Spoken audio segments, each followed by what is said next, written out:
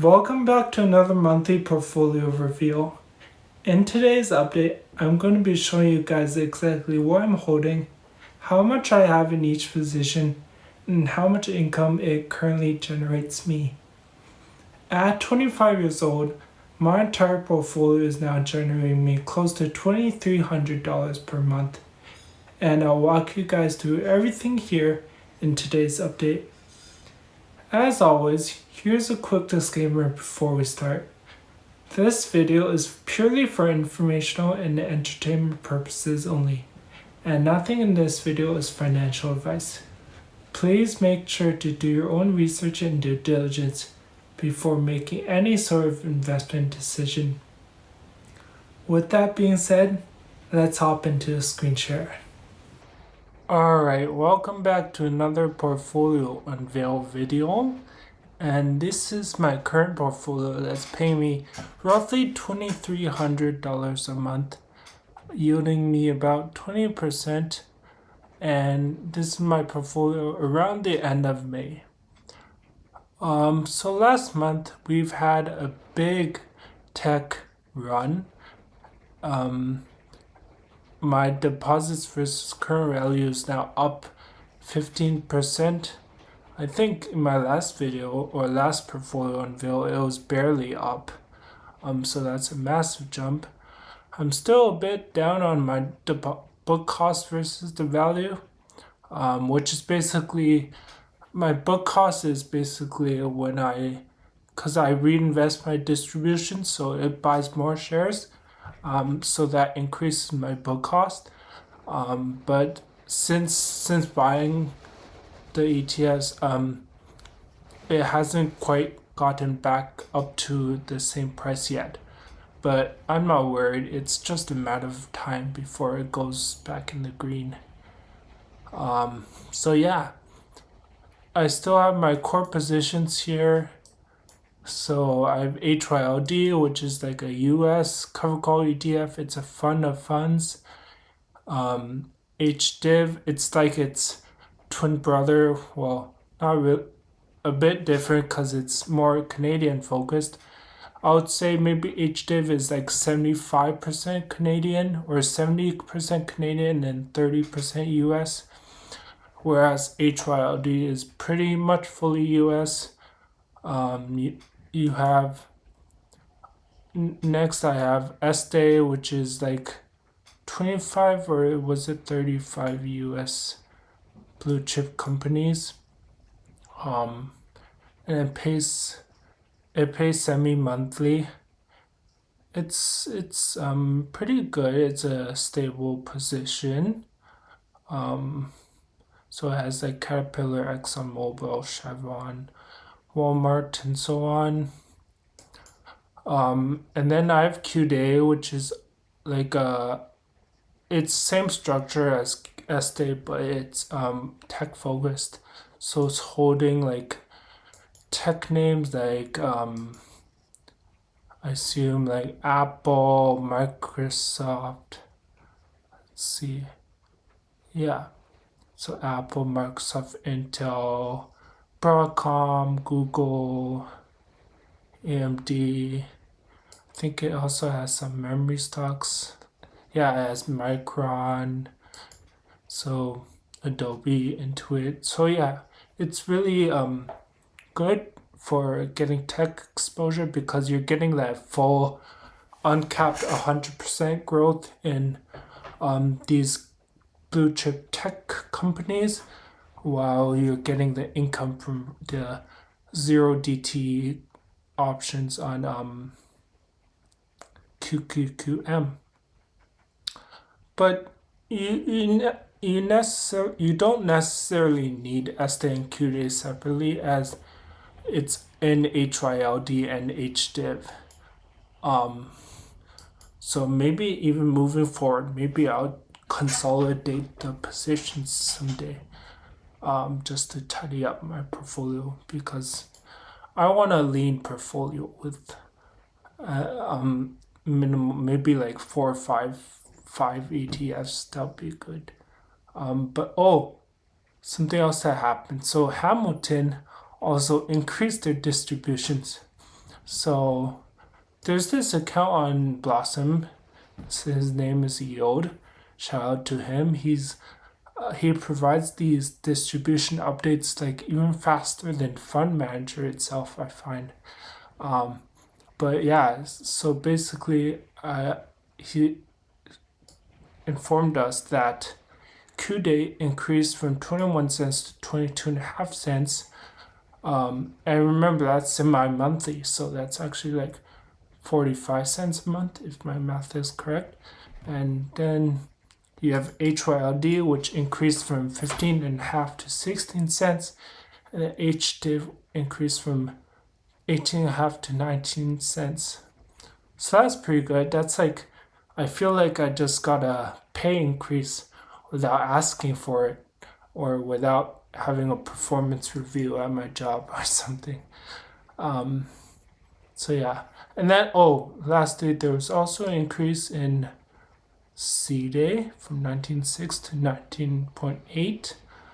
I don't hold C Day explicitly, but it is in HDIV as we look here, because HDIV is a fund of funds, right? So, yeah, there's almost 8% in C Day here.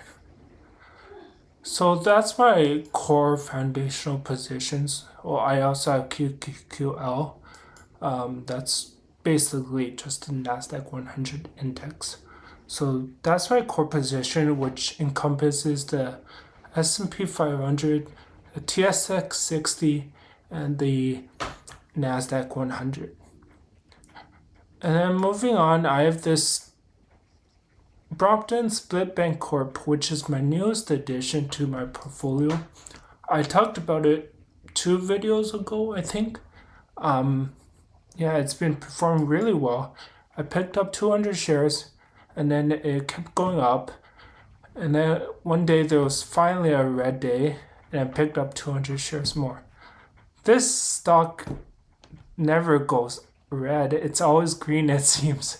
So I need to capitalize on the opportunity when the window presents itself. But yeah, I bought it, and I think it's already up like 10% in the last few weeks. Even though I'm planning to hold this for the long term, so I don't really care that there's already a huge gain, but that's always nice to see. So yeah, I'm looking to increase that position probably. I want to increase like my foundation, my core holdings, and SBC in general. Yeah. And then moving on to my more concentrated NASDAQ plays, I have HHIS and Big E. There's a lot of overlap here, so that's why I think I talked about in my last portfolio unveil that I actually want to look into getting rid of Big E one day. But there was one day in the past month where I think tech went down a lot and Big E was hit. And so I just decided to average down into my position. Sorry. And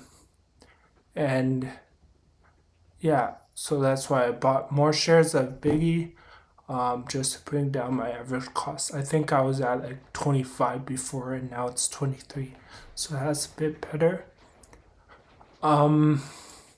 HHIS, I didn't do anything, I think, but it's still holding strong at paying 27 cents a month. Yeah. Next up, I have my Bitcoin exposure. So I have MST, as everyone probably in the space knows about, or at least has heard of. That's the single stock ETF, covered call ETF on MicroStrategy.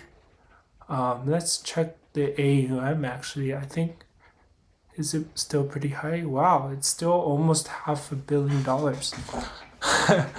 Wow. So yeah, that's my MST position. I'm just holding that for now. And I think it's gonna go up one day. So I'm just holding that, and Although I have a big loss, but it's unrealized, and so I don't need to sell or anything. That's the advantage of this style of investing. Like, I'll eventually recoup my losses by just holding, since I get paid every month. Next, I have HPT, which is on a bunch of Bitcoin related companies. Like, there is MSTR as well, and there's like IBIT, which is the Bitcoin ETF.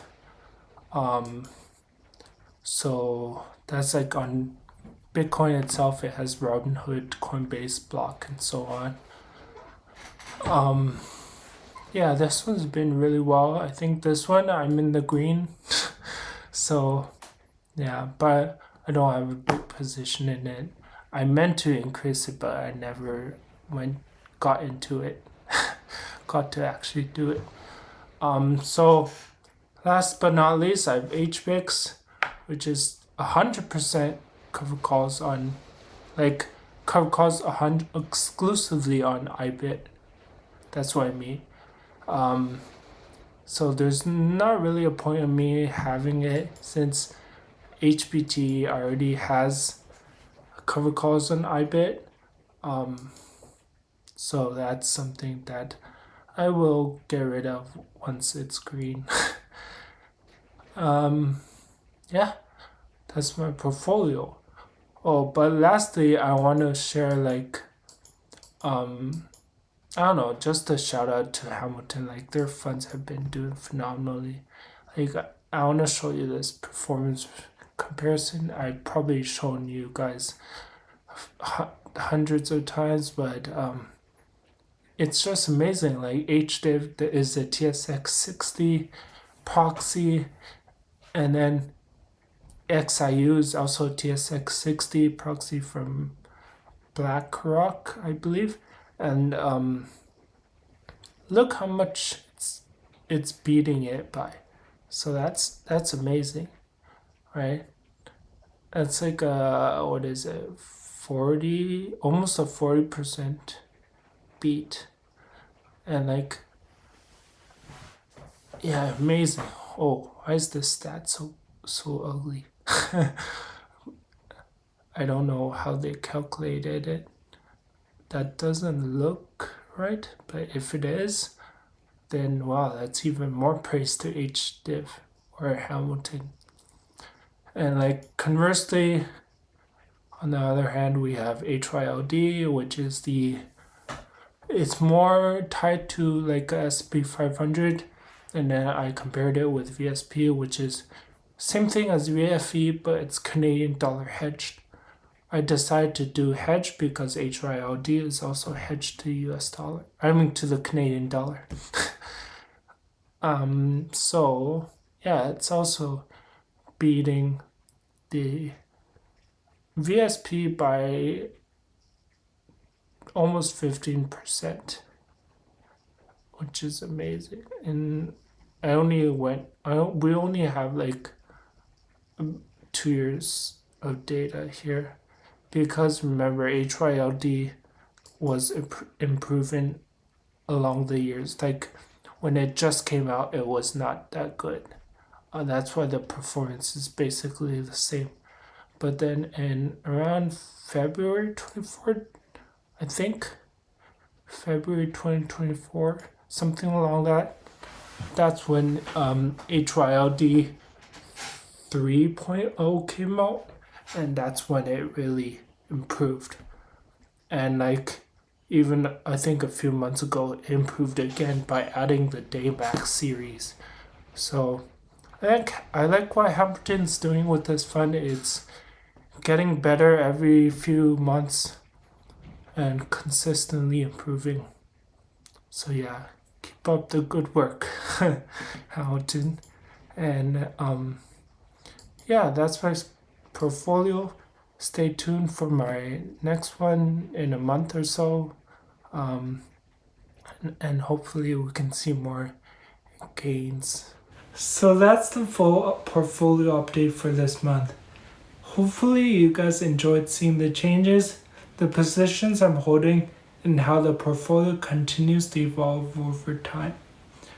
As always, please only use my portfolio as a reference or for ideas when constructing your own portfolio. Everyone has different financial situations, goals, and risk tolerances, so what it works for me might not necessarily work for you. And if you guys enjoy seeing these monthly portfolio updates and want to continue following my journey towards financial freedom, make sure to like and subscribe because I'll continue to be posting these monthly updates and sharing everything transparently along the way. I also want to say that I genuinely appreciate all the support you guys show me in the comments. I read every single comment and I'm grateful for all of you. Hope you guys have an amazing and blessed day, and I'll see you in the next one.